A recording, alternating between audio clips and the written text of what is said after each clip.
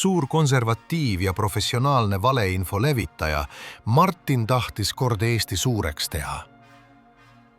Elas kord, mitte väga ammu, üks mehike nimega Martin, kes oli tuntud kui kuningriigi kõige tõsisem toriseja.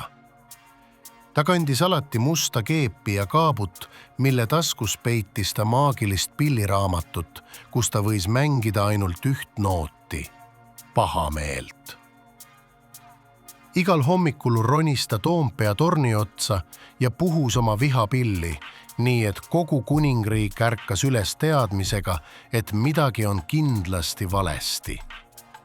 Kord olid süüdi trollid, kord haldjad, kord kõik, kes julgesid naeratada enne kella 10.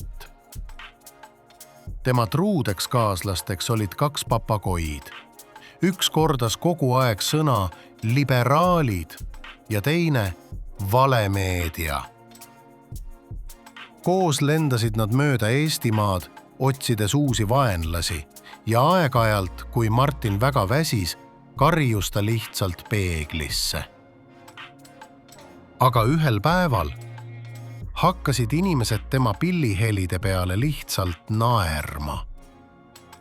Vihapill hakkas ragisema ja tossama ja lõpuks muutus see väikeseks ukuleeleks, millega sai mängida ainult kallis kodu Eestimaa.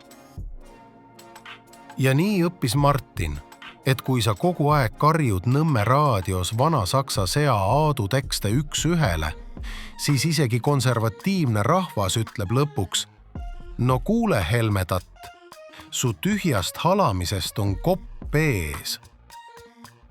Aitab Eesti Vabariigi lõhestamisest. See toob kasu ainult Putinile.